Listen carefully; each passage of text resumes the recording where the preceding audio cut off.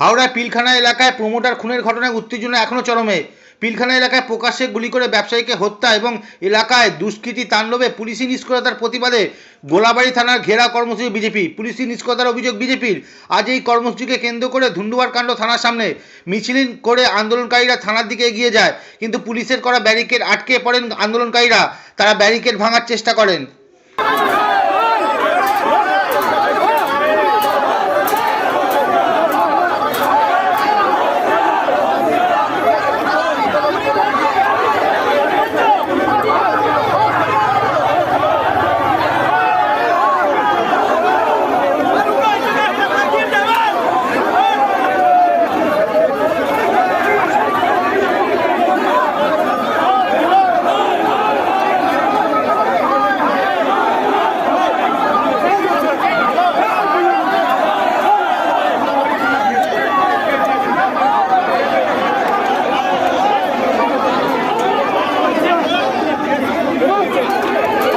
শান্তি ফেরাবার জন্য আবেদন করতে এসেছি।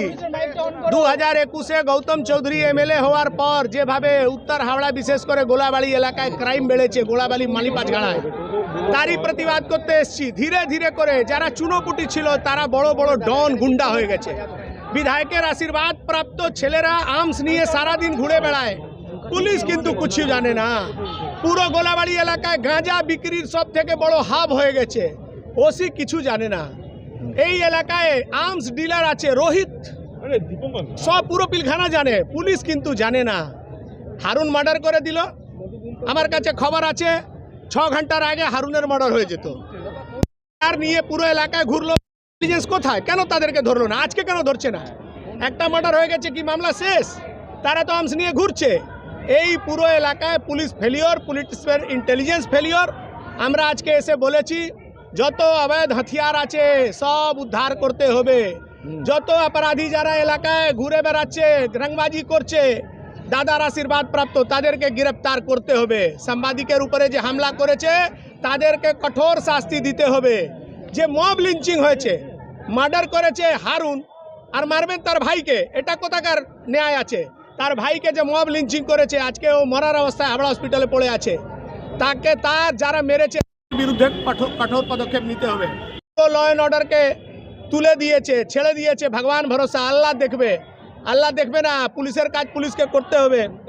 পরিবারের লোকের সঙ্গে আমাদের যোগাযোগ হয়েছে, পরিবারের লোকের ভরসা নেই যে পুলিশ তাকে ন্যায় করাবে। কেন যে বিধায়কের সঙ্গে গাড়িতে বসে ঘোরে তাকে কি করবে? আকরামের মার্ডারের আজ পর্যন্ত ন্যায় পাওয়া গেল না, এর কি পাওয়া যাবে? আমরা চেষ্টা করছি, পরিবারকে সাহায্য করব, হাইকোর্টে রিট পিটিশন ফাইল করব, সিবিআই তদন্তের ইনকোয়ারি দাবি করব। সিবিআই তদন্ত হলে জানা যাবে যে এই ঘটনার পিছনে কি আছে, কেন মার্ডার হলো, হাতিয়ার কোথা থেকে এসছে, কে সারগানা গৌতম চৌধুরী চেনেন কি চেনেন না সেটাও জানা যাবে। খুব তাড়াতাড়ি এই বিষয়ে আসবে। আজকে আমরা পুলিশকে জানাতে এসেছি যে ল অ্যান্ড অর্ডার তার হাতে আছে, সে যদি পারছে না চেয়ার ছেড়ে চলে যাও। 1 তারিখে সেন্ট্রাল ফোর্স ঢুকছে, আমরা সামাল দিয়ে দেবো।